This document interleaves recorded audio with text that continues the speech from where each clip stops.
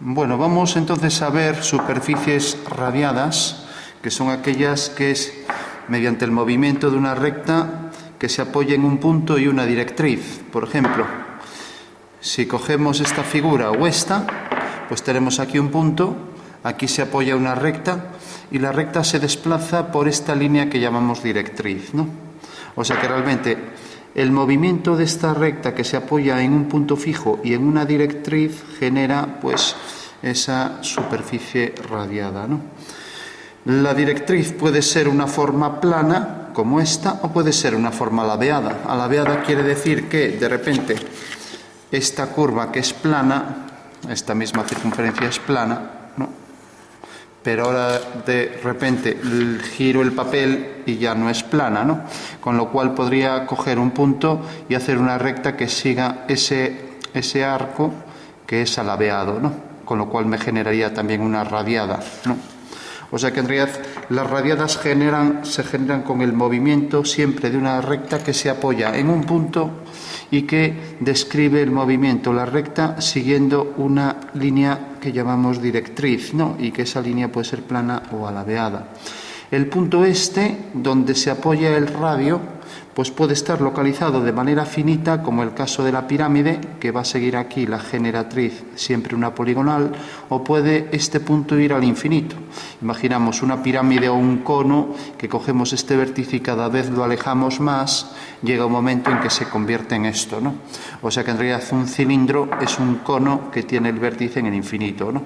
Entonces, seguimos hablando de un radio que se desplaza, pero ahora el punto, el vértice que estaba localizado aquí de manera finita, ahora está en el infinito, ¿no?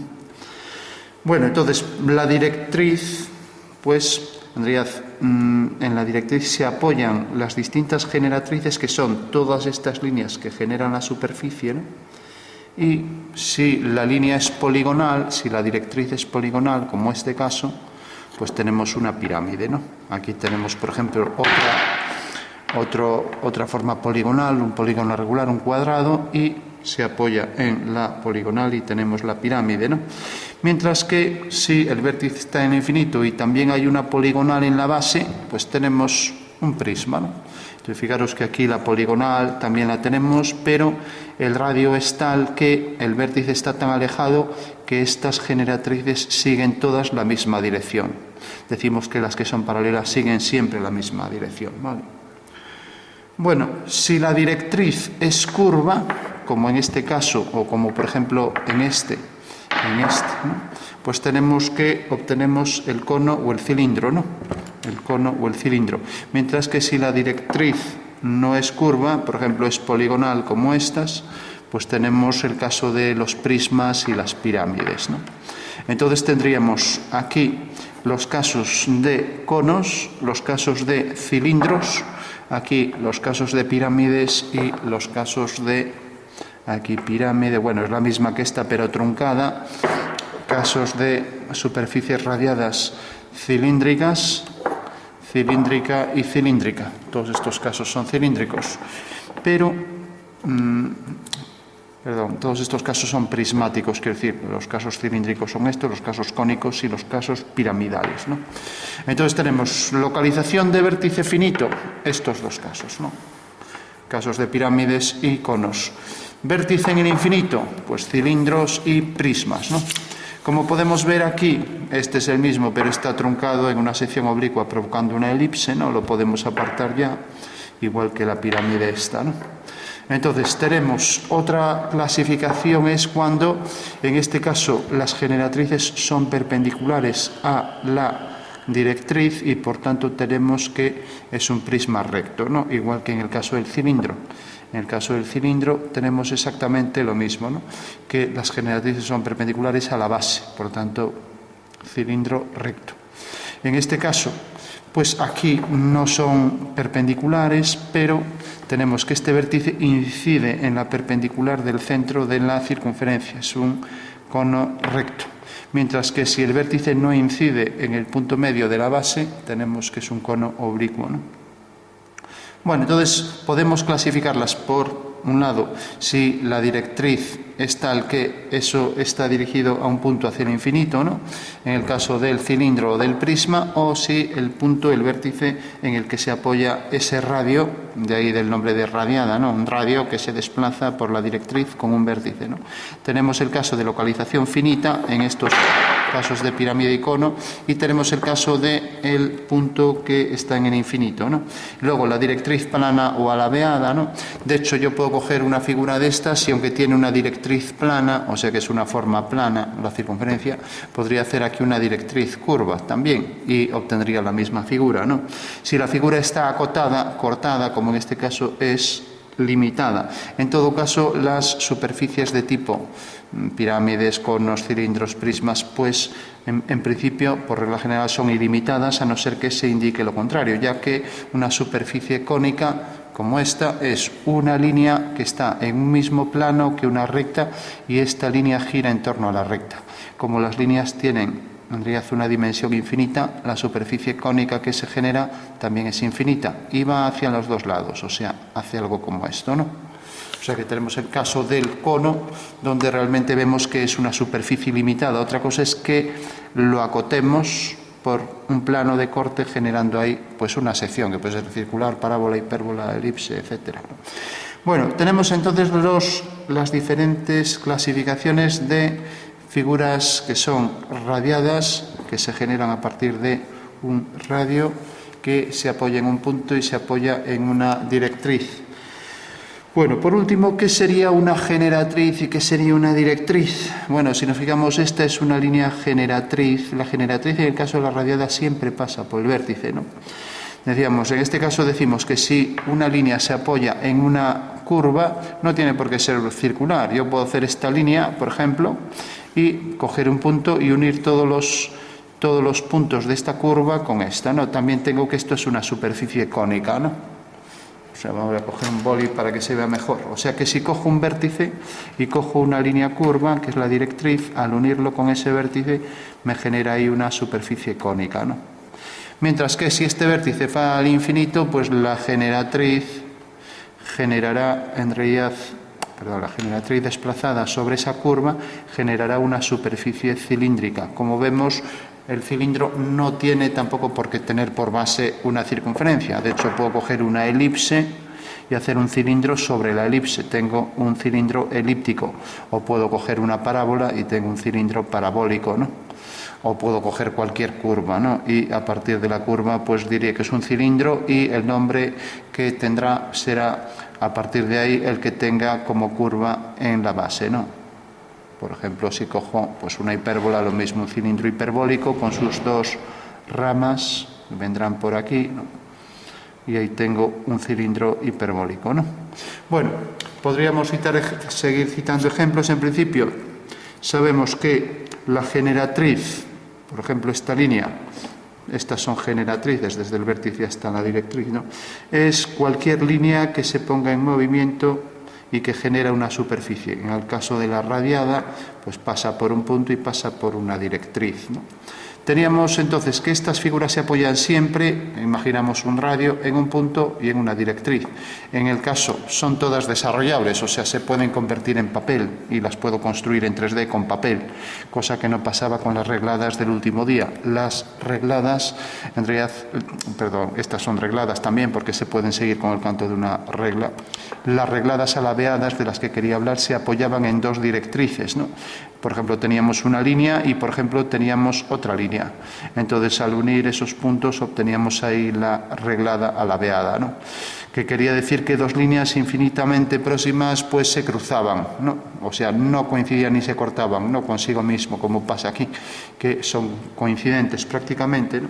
Bueno, tenemos entonces la línea en movimiento genera una superficie cónica, en este caso, y es una superficie radiada, se puede desarrollar, se puede convertir en una forma plana, pues haciendo el dibujo en papel. Por ejemplo, el caso de este cono sería algo como esto, ¿no? Algo así, dos líneas rectas y aquí una curva así. Al doblar esto, recortarlo, pues aparece ahí pues una superficie en cono oblicuo, ¿no? O por ejemplo un cono circular recto, pues era como estas generatrices son todas iguales, pues un arco de circunferencia, un sector circular, es el desarrollo de esta figura, ¿no? Bueno, tenemos entonces ya las clasificaciones, sabemos que la generatriz es siempre una línea que se mueve y que genera la superficie, ¿no? Y en este caso teníamos pasa por un punto y pasa por una curva, y por último tenemos la directriz, que decimos la directriz corta a las generatrices. Por ejemplo, esta sería una directriz, ¿no? Una directriz puede ser una línea, una curva, una superficie, un volumen. ¿Por qué puede ser varias cosas? Bueno, porque en este caso pues es una forma plana, ¿no? O alabeada, como habíamos dicho, pero hay casos donde, pues por ejemplo, una hélice que ya la nombramos, pues las tangentes a una hélice que generan un helizoide o helicoide de revolución en superficie, pues tiene aquí un cono que es paralelas, las generatrices del cono, a todas las tangentes a esta superficie helicoidal. Bueno, pues este es un cono que se llama director, realmente es también una directriz, porque es en este caso, una superficie, o si queremos volumen, más bien es una superficie porque son las generatrices, que determina las condiciones por las cuales se mueve esta recta para generar la superficie, ¿no?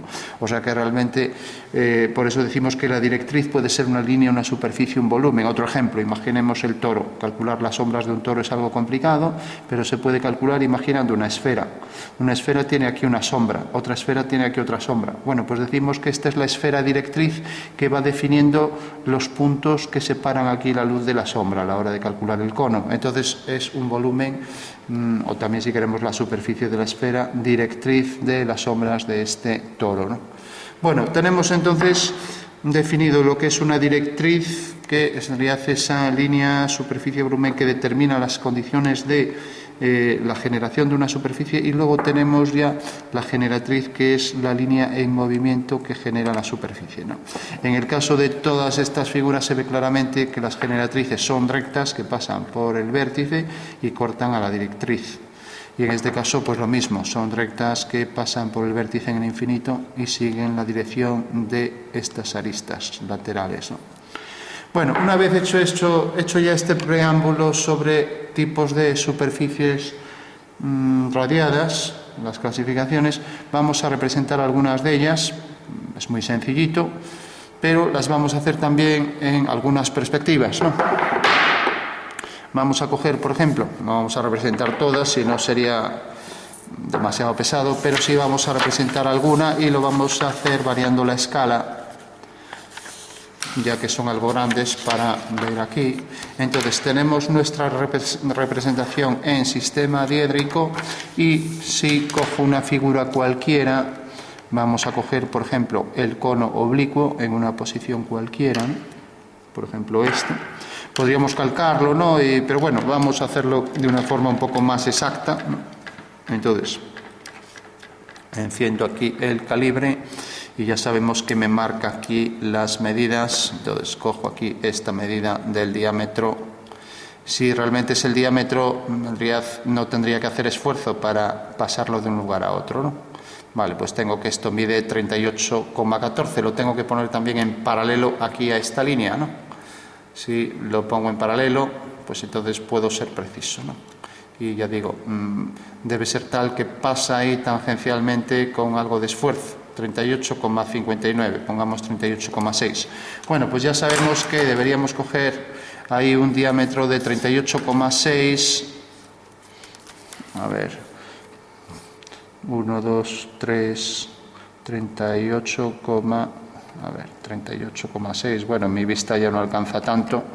A ver si aquí no tenemos la circunferencia. Bueno, habría que coger el punto medio, hacer la mediatriz y hacer ahí la circunferencia. Bueno, ya sabemos que esa es la circunferencia de la base de ese cono oblicuo, ¿no? Entonces ya la podemos trazar, ¿vale? Bueno, como lo hice a ojo, pues no tiene por qué coincidir exactamente, ¿no? Bueno, tenemos entonces ya la base de la figura de la superficie radiada, y me gustaría saber, por ejemplo, pues la inclinación de estas rectas en un plano meridiano que deje la figura simétrica respecto a ese plano, ¿no? Pero realmente pues la voy a colocar en cualquier orientación, ¿no? Bueno, si yo, por ejemplo, coloco aquí esto, veo que esto realmente es perpendicular, ¿no? O sea, podría colocar aquí un cartabón y ver que efectivamente esto es perpendicular. ¿Qué significa? Pues que realmente esta es una línea vertical, ¿no? O sea que tenemos una generatriz que es vertical. Por lo tanto, coloque en la orientación que lo coloque, siempre el vértice se va a proyectar en planta en un punto de la circunferencia, ¿vale? Bueno, hecho esto, ahora ya solo me queda medir la longitud de la medida total. Evidentemente el cono, pues por el paso del tiempo ya está algo desgastado, le falta el vértice, pero tendría que colocar esto aquí en paralelo y ver que efectivamente, ahora ya colocado así, 73,77, ¿no? Imaginamos que toca el vértice, ¿no? Porque claro, si pensamos que esto pasa como en la pirámide de Keops, le falta el piramidión y entonces se calcula con aproximación esos 147 metros que tiene, ¿no? Bueno, en el caso de esto, pues bueno, imaginemos que 73,77, aunque eso ya hace variar, ¿no? Entonces podríamos, por ejemplo, hacer aquí una generatriz y colocar aquí otra regla y ver efectivamente la altura real que me determina ese vértice, ¿no? Bueno, en todo caso, como no se trata de llevar esto a un taller y construir otra vez una réplica exacta, pues bueno, voy a coger aquí la altura, pues la que sea, ya está, 74 y ya está. Entonces cojo 7,4 centímetros y esa es la altura y no me complico. Entonces cojo aquí, marco la posición de 7,4 y haría por ahí, y ya apagamos el aparato, y ya haría por ahí una línea. Como aquí no puedo desplazar bien las reglas, voy a colocar aquí directamente el cartabón y tener la referencia esta, ya que esta también es una horizontal, ¿no? Con lo cual puedo trazar por ese punto ya una línea horizontal que defina la posición del vértice, ¿no? Bueno, y como el vértice habíamos dicho que lo íbamos a poner aquí, lo único que tengo que hacer por este punto es una línea vertical, ¿vale? De manera que ese punto me va a definir ya con total precisión, la vertical por ese punto me va a definir el vértice de la pirámide, ¿de acuerdo?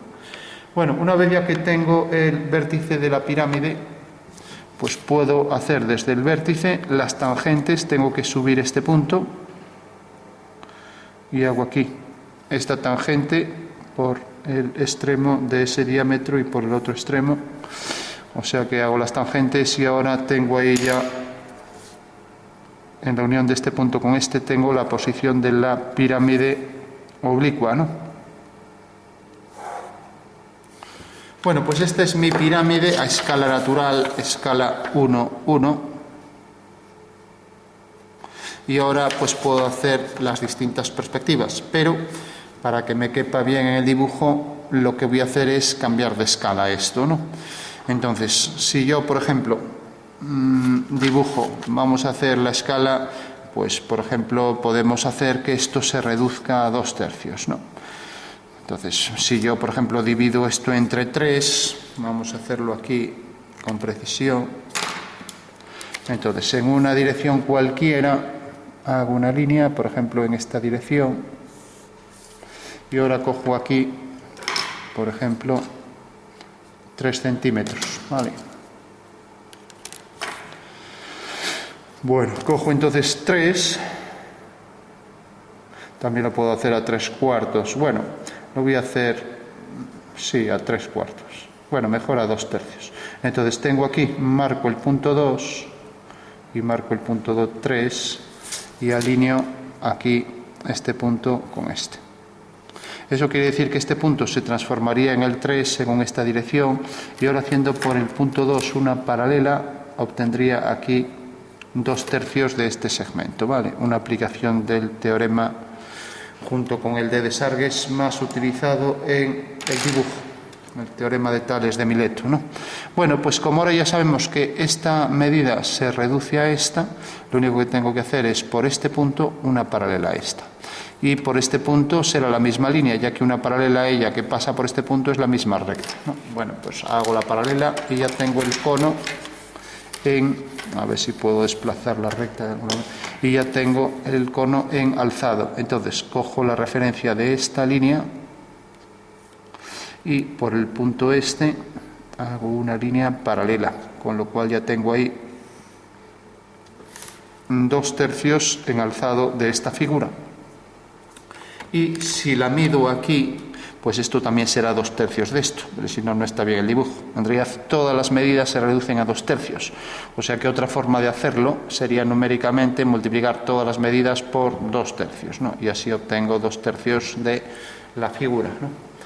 Bueno, tenemos entonces ya la figura que se ha reducido a esto en alzado, entonces ya solo tengo que proyectar este punto aquí a la base y ya tengo entonces, a ver, al hacer una línea vertical corta aquí, entonces la circunferencia que viene desde este punto hasta este. Bueno, cojo la circunferencia que está comprendida entre estos dos puntos, a ver si esta ya me queda algo pequeña, bueno, esta me puede valer. Veo la posición exacta del diámetro que me marca y coloco aquí ya la circunferencia. Y puedo colocar aquí el eje central para esa circunferencia. Bueno, por último, como este punto estaba aquí, ¿no?, respecto al centro, pues si lo alineo con el centro, sigue esta dirección, ¿no?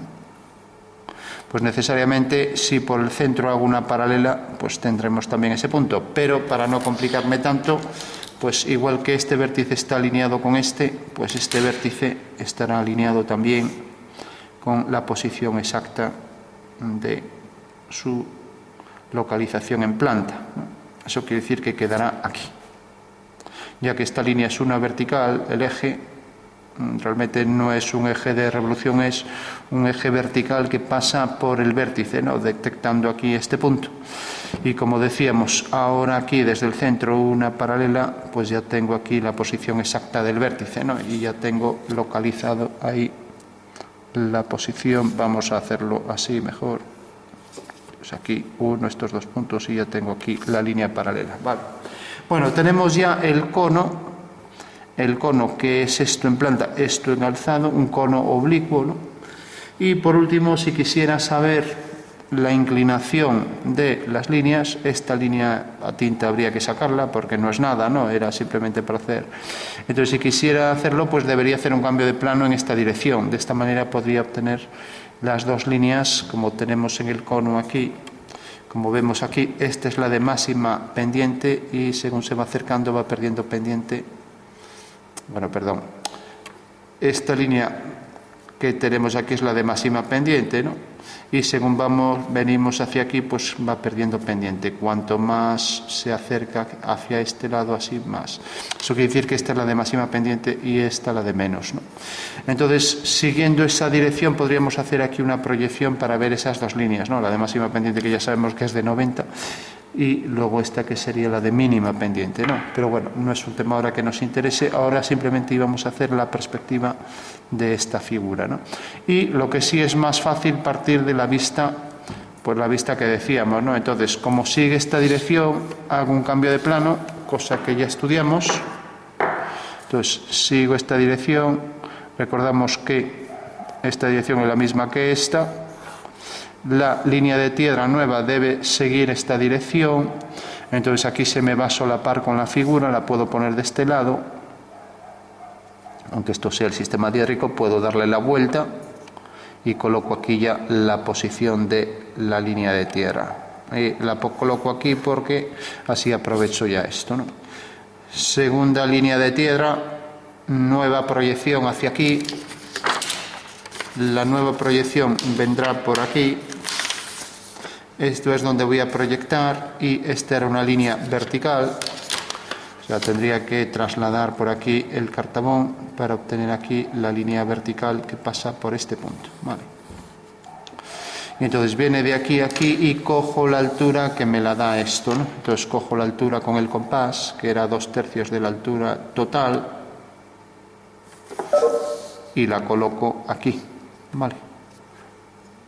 Bueno, pues ya al proyectar ahora este otro punto, ya tengo ahí la nueva proyección de este diámetro en esta vista. Bueno, pues ya tengo el cono en planta y alzado, ¿vale? como vemos, es esta circunferencia. Lo puedo marcar a tinta para que se vea más claro qué es la figura al final. Voy a coger aquí, a cargar la batería, un momento. A ver si soy capaz. Bueno, pues decía que le iba a pasar a tinta, pues simplemente para que se viera mejor. Entonces tengo esta circunferencia, a ver si, como no me puedo poner encima que está la cámara, intento ajustar. Tengo esta circunferencia en planta y tengo este triángulo en alzado. Cono oblicuo, superficie radiada, escala 2/3. Cambio de plano, transformación de sistema diédrico. Escala 2/3 respecto al objeto original. Vale. Bueno, por último, una vez que teníamos esto, decíamos que íbamos a representarlo en varias perspectivas, ¿no? En perspectiva caballera y militar. Bueno, pues simplemente cogemos una regla para indicar qué son esas perspectivas y cómo de fáciles son las más sencillitas, ¿no? Si yo, por ejemplo, tengo un cubo, vamos a coger este cubo, entonces tengo aquí un cuadrado y hago líneas verticales, desplazo este cuadrado, aquí estoy colocado en una posición horizontal, esta línea de tierra, ¿no? Bueno, pues sigo esa misma dirección horizontal y aquí le doy la altura, con lo cual tengo ya esta planta para la figura, ¿no? Es ese cuadrado en planta, ¿vale? Bueno, por último, si uno los puntos mediante líneas verticales, ya tengo ahí un cuadrado en perspectiva militar. Como vemos, es simplemente un cuadrado visto desde arriba en verdadera forma y que esta medida se ha reducido aquí en un lateral, ¿no?, a la medida que yo quiera, pues por ejemplo puede ser 5/7, 1/2, 2/3, lo que quiera, y la parte de abajo también está en verdadera forma porque es paralela, o sea, todos los planos que sean, todas las formas que sean paralelas al plano XY, puedo llamar a esto Y, a esto X y esto Z, entonces decimos todos los planos paralelos a el plano XY a cualquier altura siempre produce formas en verdadera forma, ¿vale? Mientras que la militar, pues lo que hace es coger esta misma perspectiva pero variar los ejes. Podría ser, por ejemplo, la militar, la caballera, podría ser, por ejemplo, esta. La militar es esta que tenemos aquí. O sea que la militar es como si se viera desde arriba, una proyección cilíndrica oblicua vista desde arriba, mientras que esta pues la vemos así, o si queremos la vemos desde abajo, ¿no? En el caso de la caballera vamos a colocarlo, por ejemplo, así. Fijaros que ahora los nuevos ejes pues serían, este es el eje Z, este puede ser X o Y, el que quiera, como ya lo hice en ese orden del otro lado, pues aquí pondría X y aquí pondría Y, ¿vale? Entonces fijaros que aquí esta cara es frontal, ¿no? Con lo cual tenemos ya caballera aquí en rojo, mientras que militar, a ver, la militar la tengo aquí, y militar. Vale, tenemos ahí las dos perspectivas, la misma pero variando los ejes. Y alguien me dirá, bueno, ¿y por qué si es la misma y variamos los ejes no le llamamos a los ejes distinto y ya está, y no cambiamos el nombre de la perspectiva? Bueno, eso se verá como un objeto tridimensional. Si yo, por ejemplo, tengo ese mismo cubo al que le añado, vamos a ponerlo aquí, al que le añado, voy a ponerlo así, y ahora, a ver que no me escribió aquí, y ahora aquí le añado a esta forma, bueno, esta línea no la ponga ya que es el mismo plano, le añado un tejado, ¿no? Bueno, pues esta es una perspectiva militar de una casita, por ejemplo, ¿no? Entonces, ¿para qué me vale saber que esto es la militar? ¿No? Pues efectivamente, o sea, ahora tenemos que esto, bajo este punto de vista, me define realmente la forma de la casa, ¿no? O sea que en realidad en la militar le pongo el tejado y veo el tejado perfectamente. Si aquí hay una claraboya lo puedo ver perfectamente, ¿no?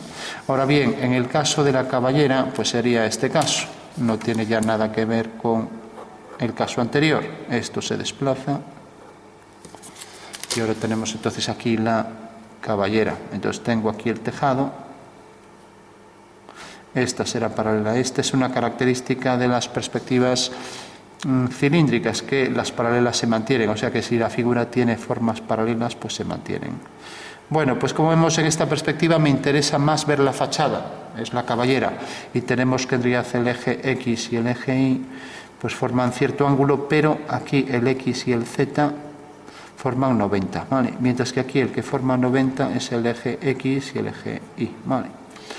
Entonces tenemos, cuando queremos ver la perspectiva desde arriba, cogemos cuando queremos ver la frontal, cogemos la caballera, y desde arriba la militar. Bueno, pues hecho este preámbulo, pues va a ser tan sencillo como esto. Quiero convertir esto en una perspectiva militar y aplicar una reducción de un medio, ¿no? Voy a hacer las dos, la caballera y la militar, al lado de la figura para que se vea, ¿no? Entonces, la militar, pues puedo coger esto, la misma circunferencia, lo vamos a hacer a lápiz. Cogemos la misma circunferencia y la vamos a colocar aquí, la militar. La militar, una perspectiva, pues simula una concepción espacial del objeto, mientras que el diédrico lo que hace es trabajar con las vistas en verdadera forma, proyectadas ortogonalmente sobre dos planos que se cortan ortogonalmente, ¿no? Bueno, entonces tenemos esta circunferencia y ahora esto, pues como vemos aquí le damos una altura, que para que salga real le damos una reducida, la mitad, por ejemplo, porque si este cubo no le pusiera una altura reducida, me pasaría esto. O sea, tengo aquí el cubo, cojo aquí la misma medida para las verticales y nadie se va a creer que esto es un cubo, ¿no? O sea, parece una figura alargada, ¿no? Por eso, tanto en la militar como en la caballera se aplica una reducción, ya que si no reduzco esto a la mitad o a otra medida, pues esto no parece un cubo, parece un prisma, parece algo como esto, ¿no? Parece un prisma.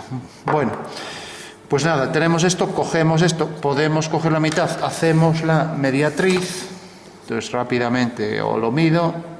Bueno, voy a coger aquí la mediatriz y ya está, que es más rápido que andar midiendo. Y la mediatriz ya me define ahí el punto central de ese segmento. Cojo aquí la medida. Y ahora ya que tengo esto en el plano meridiano este, pues la coloco aquí. Haría por aquí una línea perpendicular, desplazando el cartabón. Aquí no lo va a hacer porque el trípode ya me está pisando el papel continuamente. Bueno, hago aquí la perpendicular a esta línea y obtengo ya la medida reducida a la mitad.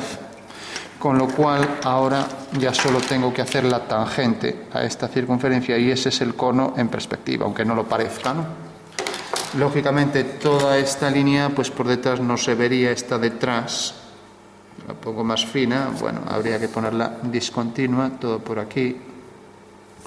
Y ahora podríamos darle sombreado para que simulara pues la forma espacial. El sombreado de un cono, que ya veremos cálculo de sombras, se define pues lo primero por las generatrices, ¿no? Las generatrices son las que van a definir líneas separatrices de luz y sombra, ¿no? Entonces esta sería la forma ya volumétrica de este cono en perspectiva militar.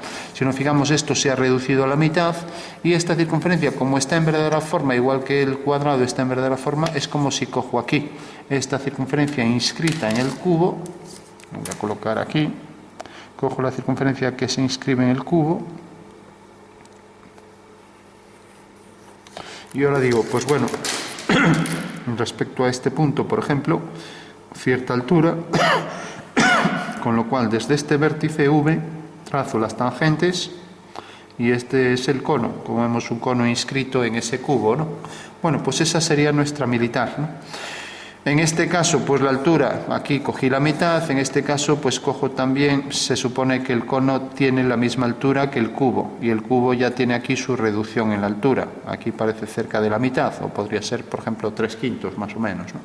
Bueno, tenemos ya el cono en perspectiva militar, Una perspectiva muy sencillita de hacer. Y ahora lo vemos en caballera, ¿no? Entonces, en caballera voy a aprovechar el alzado, ¿no? Entonces, tengo aquí ya el alzado. Fijaros que aquí aprovecho la planta y coloco la altura reducida. Aquí aprovecho el alzado y voy a colocar la planta en una dirección. Puede ser a 135 grados, o sea, la bisectriz de estas dos líneas, ¿no? Y ya concluimos. Entonces, tengo aquí la bisectriz de este arco, o sea, la línea A45. Hago esta línea, este arco y este otro, y ya sé que esta línea es A45, la trazo y ya tengo ahí el eje de la perspectiva caballera. Y ahora la circunferencia que voy a colocar aquí se va a reducir también a la mitad, ¿no? Eso quiere decir que este diámetro lo tengo que reducir a la mitad, o lo que es lo mismo, cojo esta mitad aquí. Esto va a quedar reducido aquí, no puedo coger esto, sino que tengo que coger la mitad, ¿no? Entonces lo puedo medir si quiero. Esto es 27. Bueno, 26,5. Bueno, 13,2 más o menos. A ver, 10. Entonces 13,2 deberíamos coger ya. Bueno, vamos a cogerlo así directamente y ya está, para no andar midiendo. Entonces, la mitad esta es la medida real, no puedo ponerla aquí real, tengo que coger la mitad. Entonces, cojo la mitad y la coloco aquí centrada, de manera que cojo aquí la mitad de uno y la mitad de otro, con lo cual viene desde aquí hasta aquí. Vale. Entonces, ya hago aquí una línea paralela a esta de aquí. Y aquí otra línea paralela también a esa misma, con lo cual ya sé que la circunferencia en perspectiva, y aquí hago una paralela a esta por este punto, la circunferencia en perspectiva va a estar dentro de este romboide. Vale. Bueno, una vez ya que tengo este romboide, cojo el punto medio, también puedo hacer la mediatriz o medirlo con la regla, y ya tengo este cuadrilátero donde se inscribe la elipse que está inscrita en ese romboide, ¿no? Bueno, por último, para hacer la elipse con más precisión, me puedo acercar, coger aquí el punto medio, unirlo con este y este punto con este, y ya tengo aquí este punto. Siguiendo esta dirección, aquí tengo su correspondiente homólogo. Lo mismo, siguiendo esta dirección a igual distancia, tengo su simétrico espacial y lo mismo aquí. Con lo cual ya puedo trazar esa elipse con precisión y ya está prácticamente resuelta la perspectiva. Entonces, entra tangente por ese punto a esa recta, entra tangente por este punto, viene por este punto, ahora entra tangente por este, pasa por este punto, entra tangente por ese punto a esa recta, y aquí ya me va saliendo la curva elíptica. Sale tangente por aquí, pasa por ese punto y allí es tangente también. Bueno, tengo ya el arco elíptico al completo, inscrito en ese cuadrilátero, paralelogramo, y desde esos dos puntos hago, desde los extremos, las tangentes a la elipse. De esta manera ya tengo el contorno real de ese cono, que viene definido por esta línea y esta es la perspectiva caballera del cono oblicuo. Entonces tendría que quitar este triángulo y me quedaría con el nuevo triángulo real. A ver, que aquí no sé de qué es esto. Bueno, es igual. Entonces decía, aquí me quedaría con, si hago la tangente a la elipse, hago aquí la tangente, hago aquí la otra tangente, y ese es el contorno real del cono. Aquí es tangente a la base, que es esa elipse. Como vemos, es una elipse oblicua, es una proyección oblicua de la figura, por eso decimos la sonometría oblicua. Por eso es poco real la perspectiva caballera, pero bueno, ahí la tenemos ya en 3 dimensiones, ¿no? Bueno, pues esta sería la perspectiva caballera. Con reducción, esto se ha reducido a la mitad aquí, reducción 1/2, Y ángulo, si lo contamos en esta dirección, 135, y si lo contamos en esta dirección, en este sentido, pues 45, ¿no? Normalmente en algunos libros, como el de abajo, pues lo cita en esta dirección y sentido, como la pendiente, los ángulos de inclinación de las rectas, que también se vienen midiendo pues en el sentido contrario de las agujas del reloj, ¿no?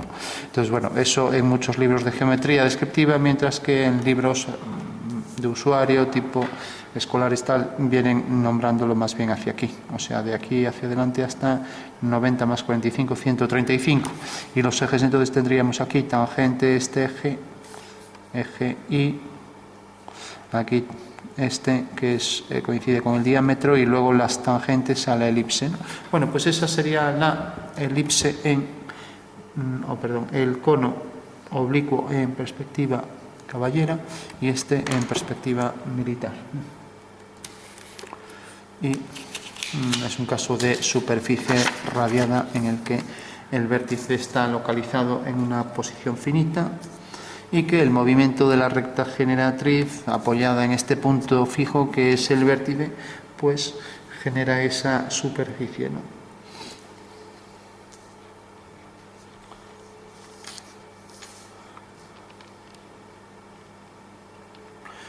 Bueno, pues lo dejamos aquí, superficies radiadas, nos quedamos con los conceptos básicos, las superficies más sencillas para representar en diédrico, ¿vale?